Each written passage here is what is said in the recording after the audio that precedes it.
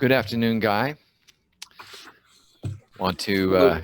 thank want to thank you again for having a chance to talk with you. It's been about a year since we had our conversation there in Northern California, and this is going to be sort of a follow-up to that, and also explore some additional topics.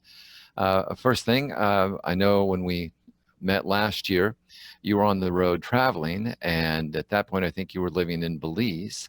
And so, what is your situation now? That's right. I was living in Belize for about 2.5 years, and my partner's youngest sister was diagnosed with multiple myeloma, commonly known as blood cancer. And her children had made it clear that they were not going to come visit her in Belize. So she has the 57-acre homestead in Belize up for sale, and we moved to Westchester County, New York, just about an hour north of New York City, which is where she raised her 3 children, now all adults. So we're in the same neighborhood as they are. Okay, great. Well, I hope you enjoy it there. I've been to worse places. Okay, good. All right. Well, when we talked a year ago, you were modifying your prediction from 10 years down to 8 because it had been 2 years since you had made that prediction. And so now we're a year further along that timeline. And I wanted to check back in with you and see if there was anything that had changed that would either cause you to move that timeline forward or backward at this point. Yeah, I received some great news from Wisław Maslowski, who is the lead author of a paper that appeared in the Annual Review of Earth and Planetary Sciences in 2012. The paper is called The Future of Arctic Sea Ice. And when I was on tour recently in Monterey Bay, California, he dropped by the hotel where I was staying.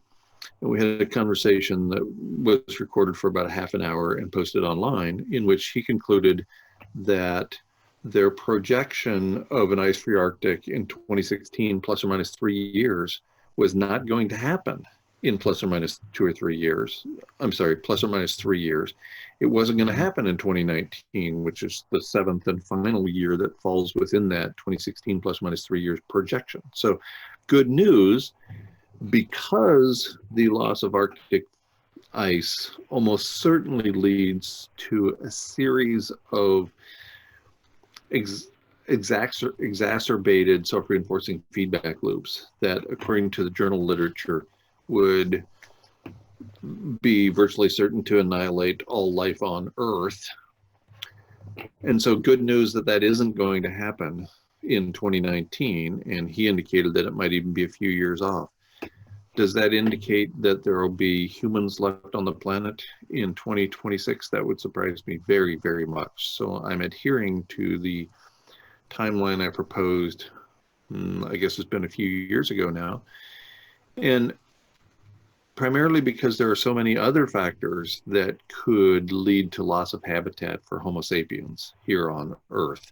And I'm surprised we haven't crossed one of those boundaries already. But there's just so many factors that could contribute to our demise in the relatively short term that I'm sticking with that 2026 figure. Okay, thank you. Now, in the year that has passed, there has been one change that I've noted. It's not a change in the environment.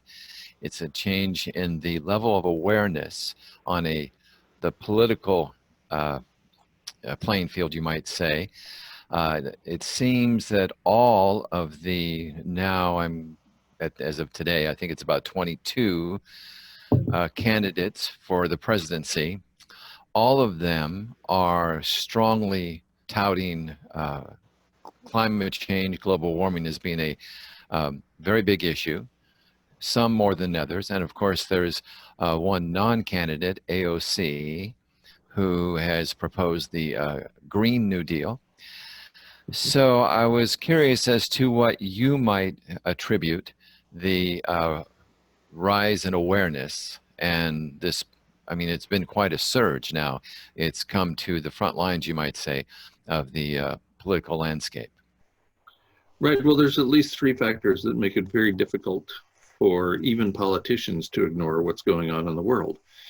One, there's the what's being called cyclone bombs or land hurricane over the central part of the United States that is just dousing that region with more water than they typically receive in years in a period of months, has much of the grain crop underwater. So that's kind of a big deal.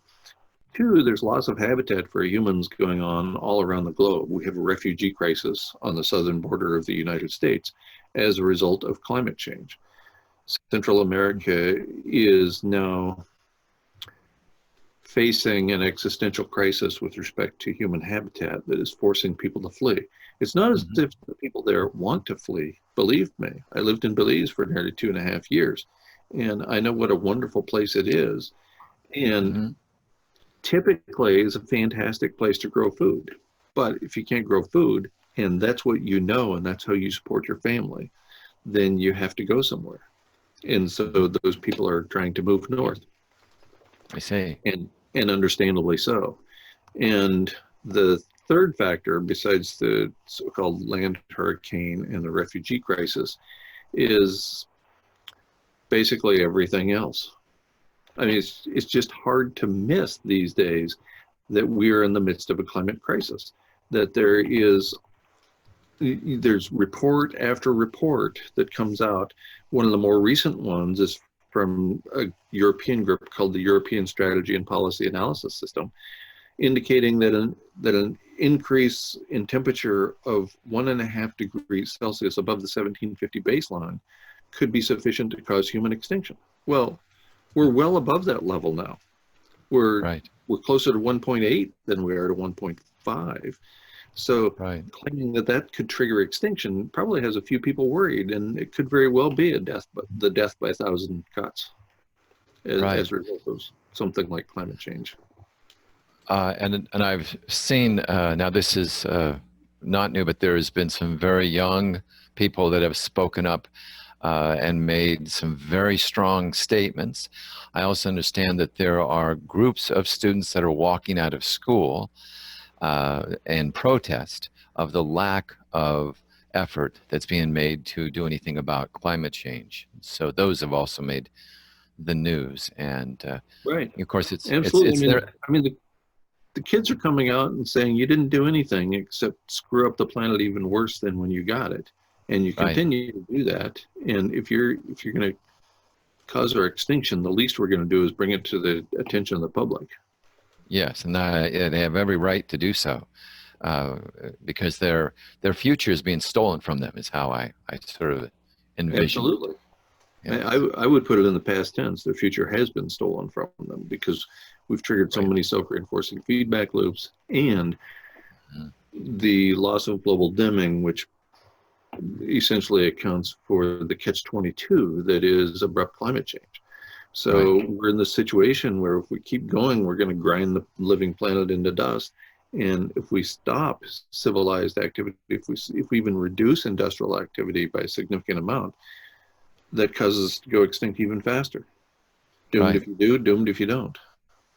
Exactly.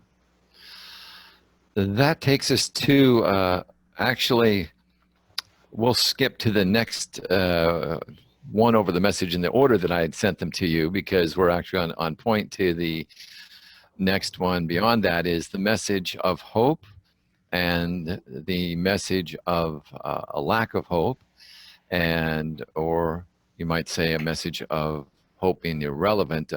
I sent to you a little clip from a film in which part of the film made this statement. And just to let you know, since we'll be talking about this, at this point in our interview, I'm going to insert that short passage.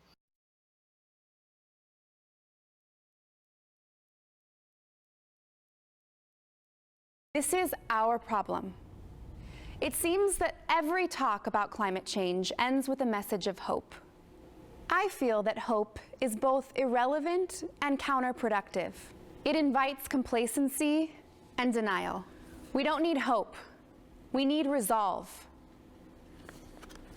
Winston Churchill, in trying to inspire England to fight annihilation by Germany, said, "Sometimes doing your best is not good enough. Sometimes You must do what is required. Winston Churchill didn't mention hope. So I'd like to go ahead and open that up to you to address the, as I said, the upside and downside of a message of hope or not. Yeah, I thought that was a wonderful clip. And of course, the video featured a young person who recognizes finally that hope is a lie that we've been sold my entire life, probably the entire life of this set of living arrangements going back hundreds or thousands of years. My latest peer-reviewed journal article is actually, it's dated May 2019, so it's just out. It's in the it's in the Clinical Psychology Forum. I try not to be cynical, but sometimes apparently it's right. It's in the Clinical Psychology Forum, and it's called, the title of the article, it's the featured article, in fact, for this month in Clinical Psychology Forum, and it's called Becoming Hope-Free, Parallels Between Death of Individuals and Extinction of Homo sapiens.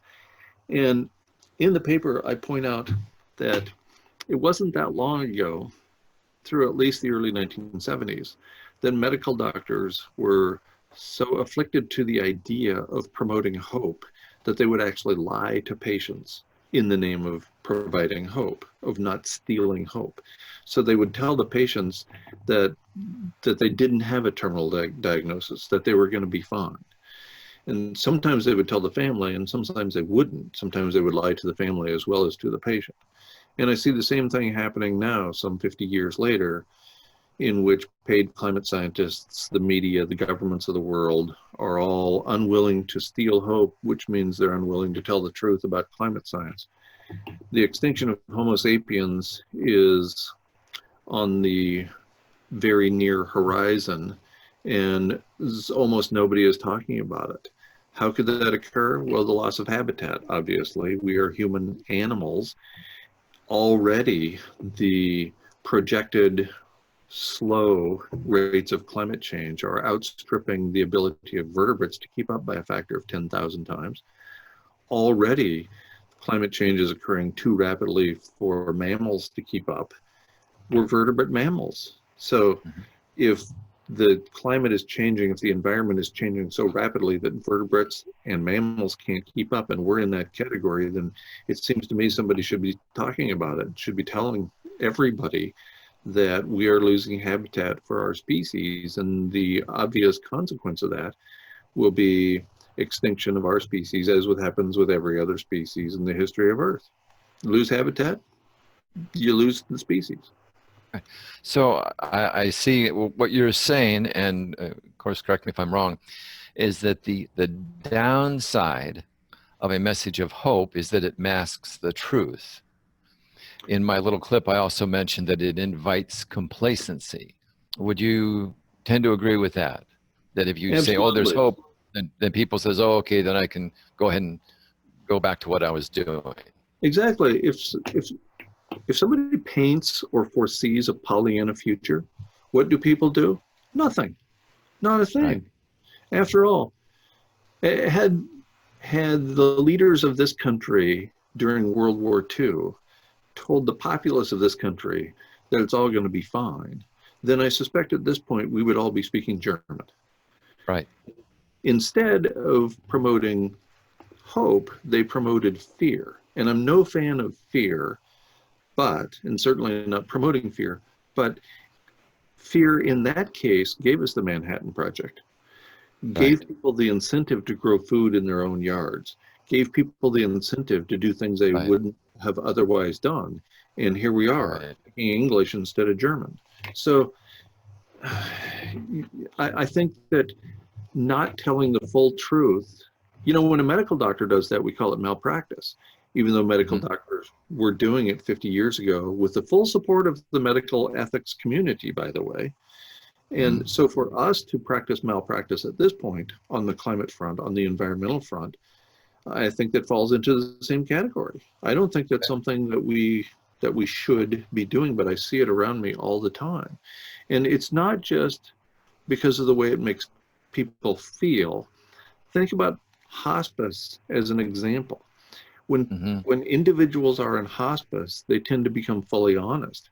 They complete relationships in their lives by being honest, not by lying to people. And I've heard of essentially zero examples in which people who are in hospice and they're dealing with their family members, that they're sitting around lying to each other. I don't hear of that happening. Right. Instead, I hear of people telling the full truth, completing those relationships. It's difficult for me to imagine somebody who is about to take their last breath and they know it, and they choose to lie to the loved ones around them. Right. So I think we're in a very similar situation, albeit at the planetary scale. So the Mhm. scale is daunting, to say the least, but I don't think it's a bad analogy in any event for where we are and where we're headed. I agree, and that's actually partly why I'm motivated to help promote your message and help spread that message that we are in serious trouble. Um, and so I see the upside of not giving a message of hope, as I indicated in that film. The upside is that it then motivates people to begin to do whatever they can. And if you instill fear, if you set the level of urgency at a high enough level, then you'll motivate people to make the necessary sacrifices. Much like in World War II, we were asking men and women to go out and sacrifice their lives in situations where it was almost certain they were going to die. But we set the level of urgency so high that we essentially said that sacrifice is what is needed. Right. Along And these, okay, And go ahead. I'd like to quote Stephen Jenkinson here. Stephen Jenkinson is from Canada, and he has spent his entire adult life in what he calls the death trade. And Hmm. he has a great line here that I think is important. He writes, "The great enemy of grief is hope. Hope is the four-letter word for people who are unwilling to know things for what they are. Hmm. Our time requires us to be hope-free, to burn through the false choice of being hopeful and hopeless. They are two sides of the same con job. Grief is required to proceed." And I would add to that only that grief recovery is required to proceed. In addition to entering the stages of grief, we we must recover from grief as well. But first, if we're fully cognizant of what's going on in our world, we better be grieving. We better be grieving Right. for the planet we're destroying, for the 200 species a day we're driving to extinction, for our own near-term demise. If we aren't grieving about that, then I think that puts into question our mental health. Correct. I understand. So that takes us to the other part of this topic that I mentioned I wanted to address. And that is that while we don't want to give a message of false hope, and you don't want to essentially destroy someone's desire to keep on living, what is the message that we want to, or you would want to promote to, and let's choose the millennials because that's about 20 years old, I think, and they have enough of a future ahead of them to where they're at a point of making decisions as do they pursue careers or not. Um, People further down the age line are more set in what they're doing, and they have less chance to make any large changes. But millennials are sort of in a quandary. If they pursue a career, they may be wasting their time. But if the timeline is not just as you say, let's say it's off by some number of years, who knows how much it might be, or things, who knows what might happen, anything could happen in the meantime to change that, then they also are in the position of not at all prepared for something of a normal life to continue on for a while. Like the professor I mentioned said before his class, he said, "I don't know if I should hold class or we should all just go to the beach." So again, I open it back to you. What would you suggest? Well, it's interesting because I see so many millennials, so many young people after I speak who are skipping across the presentation hall. They are liberated by what they know to be true, but which nobody has ever told them before.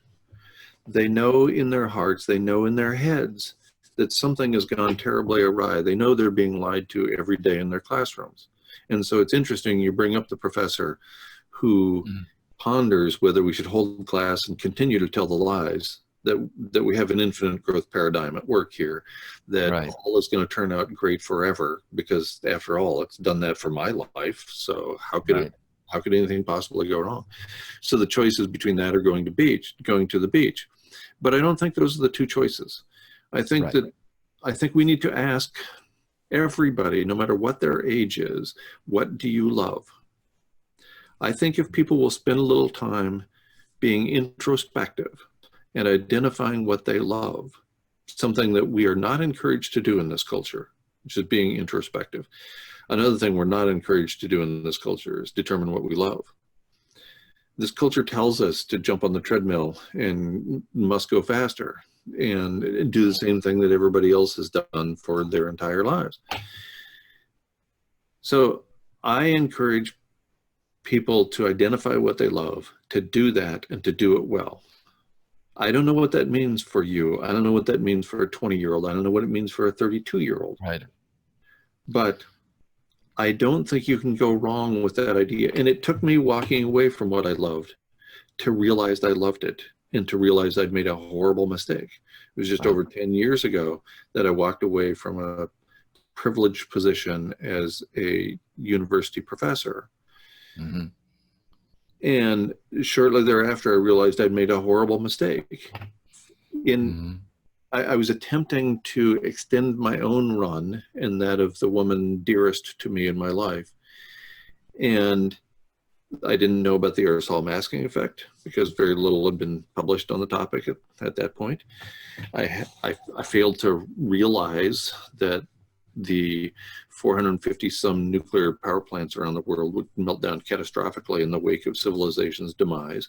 And so in not thinking about those two things, one of which was unknown to me and the other is, our brains, what are you going to do? I just failed to take those into account, and my life was essentially destroyed in terms of what I loved to do. I loved interacting with young people. I loved teaching in college classrooms. I was really quite good at it, and now I'm unable to do it for the rest of my life. And that's, from my perspective, that's just pure tragedy. So I would encourage people to do what they love, knowing that our time is short. You might not want to put all your money into your savings, into your IRA, right? You might not want to put all your money into your retirement account. You might want to live fully. You might want to live with intention. You might want to live with death in mind. But in any event, you might want to live. That's my basic message, is to live fully. That you may recall near the end of our discussion a year ago, I brought up the quote by John Wooden, make every day your masterpiece. And it seems that that's consistent with exactly what you're saying. Yes, absolutely. And, that means something different for everybody on the planet, obviously. Exactly. It's different for me than it is for you. It's different for us than it is for your typical 25-year-old, to the extent there is such a thing, and so on. Sure. Another quote that comes to mind is from Viktor Frankl in his book, Man's Search for Meaning. Between a stimulus and a response, there is a space. In that space is the power to choose our response. In our response lies our growth and our freedoms. The last of human freedoms is to choose one's attitude in any set of circumstances. And so consistent with making life your masterpiece, we also have at every moment in our lives the ability to choose our attitude in the face of those circumstances. And Viktor Frankl writes in that book that he thought he was going to die on multiple occasions. He thought when he got on this train was sent away that he would be dead within 24 hours. And so did all the people around him. Thought the same thing. They never knew when the next moment was going to be their last. Exactly. Right. Invoke Homer in the Iliad. And still, some people gave their last crumbs, the only food they received that day, to somebody who they thought was in even more dire straits than themselves. Mm-hmm. So the last of human freedoms is to choose one's attitude in any set of circumstances. That's a great line that I think we all can take into account as we proceed through our days. Sounds good. I like it. Thank you. Let's circle back now to the other point that I had sent off to you, which is eventually when things start to collapse, people will be possibly living in bunkers. And there was a comment that was posted in regards to our last conversation saying that the government has a lot of huge underground bunkers and that a huge number of people would be able to live for 100 years with the food that's stored there. As I said to you, I think that if that's what we end up as, I don't consider that a success of humanity. I consider that just a symbolically huge failure of humanity that we ended up in bunkers after having all that we had. So, but I wanted to elicit your comments on that regard. Yeah, a few points. One, when civilization fails, we are going to experience the catastrophic uncontrolled meltdown of more than 450 nuclear power plants around the planet. And I don't think there is a way to filter the ionizing radiation out of the air that is going into those bunkers. Mm-hmm. So that's the first thing. The second thing is this mass extinction event, and we're in the midst of a mass extinction event. This particular mass extinction event is unfolding an order of magnitude faster than the worst of them so far, the Permian event some 252 million years ago. And one of the reasons it's doing that is because we're putting into the atmosphere greenhouse gases at an order of magnitude faster than occurred back in those days. Each of the previous mass extinction events has required several million years to recover. Think about that, several million years to recover. So what if there's 100 or 1,000 or 1,000,000 people in a bunker 100 years hence?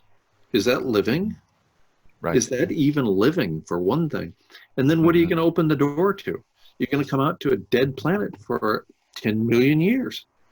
Right. According to the latest refereed journal articles, it's 10 million years before you have a thriving planet again. That's not for me. No, it's not for me. I personally take no comfort in that thought whatsoever. I consider that to be a total failure, total loss. Right, and consider that our species has been here for about 315,000 years.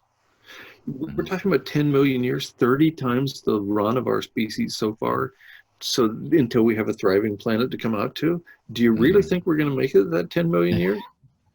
We can't even take care of ourselves. That's a lot of food to store, isn't it? Yes, it is. And we look at what we've done so far. We've completely crashed the planet in a relatively short period of time. I would argue a few thousand years. Are we going to make it 10 million years and come out on the other side and we'll be all healed again and now we're woke, so we aren't going to screw the planet next time? Come on. Yeah. I agree with you wholeheartedly. But I wanted to address that is I think that there are people that are preparing in that fashion for what's going to happen. They feel like they get a cache of food, get a number of weapons, and a lot of no-dos so they can stay awake all the time to defend themselves. And to be fair, Gary, I was one of those people. I opted out of the military system more than 10 years ago. I had 6 tons of food in a root cellar. I learned how to grow all my own food and secure my water supply with 2 solar pumps and a hand pump and rainwater harvesting. And the whole thing, I was weaponized too, man. I was ready to ward off the bad guys. And then somewhere along the line, the evidence overwhelmed me. And it became clear we were in the midst of the 6th mass extinction. It became clear that global dimming, or the aerosol masking effect, was sufficient to cause loss of habitat essentially overnight from a geological perspective, a matter of days, a week. And I realized all those self-reinforcing feedback loops, even if we don't even think about the aerosol masking effect, we're still doomed. So Uh-huh. I didn't want to live in that sort of future. I didn't want to set aside my own life to prepare for the future that never comes. And so for me, it became a matter of living more fully with greater Right. urgency every day in the time I have left, rather I than understand. preparing for the bunker days. Yes. Well, I can certainly envision me showing up at one of the bunkers asking to be let in for another meal, and them saying, "Aren't you the guy that said?" and slamming the door in my face. And at that point, I wish I had a cache of food and a weapon. So, but that's the way it is. We make our choices, and Right. down the road, we sometimes wish we'd made other choices. So, Between a stimulus and a response is a space. yes. And we're giving people this message. We're providing the stimulus. Uh, Then there's a space, and then there's somebody's response. And in that yes. response lies our growth and our freedom, as Right. Viktor Frankl said. Yes. And so, I really want people to think about this, to think about how you're going to live, to be introspective about the rest of your life, no matter how short it is. I think this is what really matters, and this is why I encourage people to not go to school, because Right. you never have this conversation in the public education system, not Right. ever. Or you And can't. right, exactly. And it's the most important introspective discussion we can be having. Yes. Yeah. No, I agree. I think that the upside, the value of the message of this information is that it allows you to make the choice to live your life more fully in the time that it appears to be remaining, however uncertain that is. There is, first of all, you have the choice to evaluate that independently. So someone might listen to what you say and then say, well, I need to go out and learn about global warming and see if I come to the same conclusion that Guy does. And if I don't, what conclusion do I come to? And then I can live my life according to the conclusion that I come to. But as you say, if we simply give this message of, well, everything will be okay, and we still have lots of possibilities, then I'm going to go back to doing whatever I was doing and Right. not worry about it. So. Right. And this has been my approach all along. I'm not telling people what to do. I'm hardly even encouraging people what to do. I'm presenting evidence, and what people do with that is up to them. I'm in no position, certainly given the many mistakes I've made in my life, I'm in no position to tell people how to live theirs. Right. And the evidence that you are basing your conclusions on is out there for other people to also absorb and come to their own conclusion. And if they come to a different conclusion, again, you're predicting the future. So it may be that no one knows. In fact, I don't think anybody knows, because we can't predict the human responses as things get more dire and more desperate. The human responses will change, and those are going to be very unpredictable at this point. So, we do our Absolutely. best. There's Yes. no question about it. Now, that said, it was Exxon in 1982 that predicted we'd be between 410 and 420 parts per million carbon dioxide in the atmosphere in 2020. Here we are 2019 at 415 parts per million carbon dioxide in the atmosphere.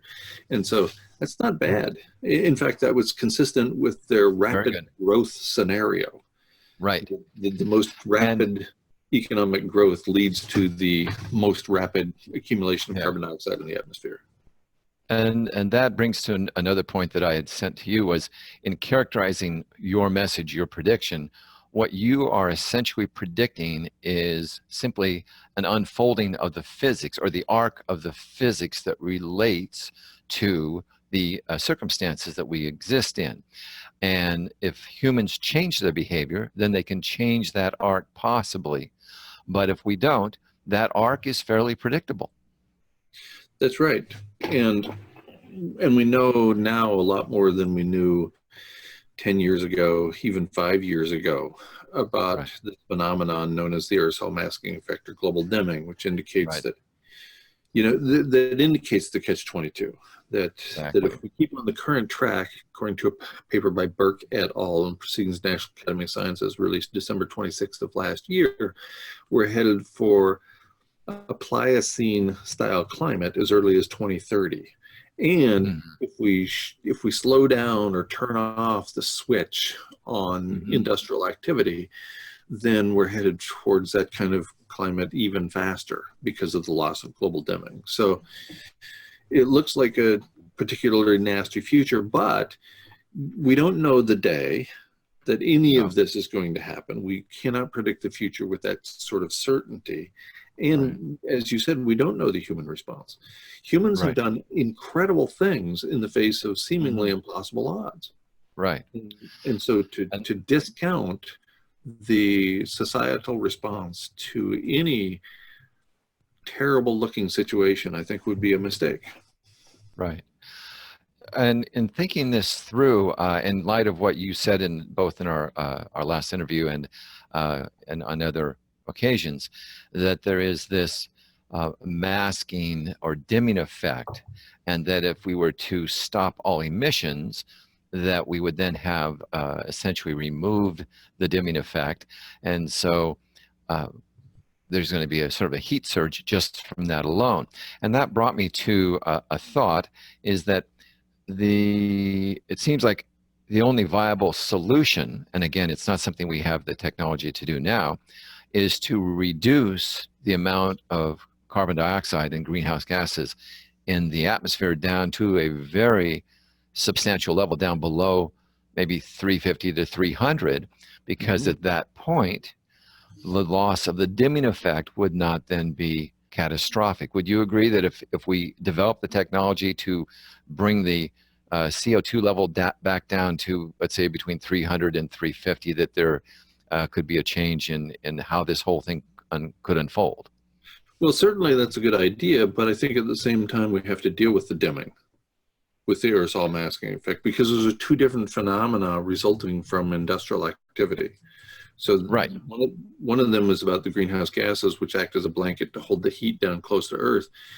And the other is about the aerosols that put up the umbrella that reflects the right, incoming radiation before it has a chance to heat up the Earth. So I think we need right. to deal with both aspects.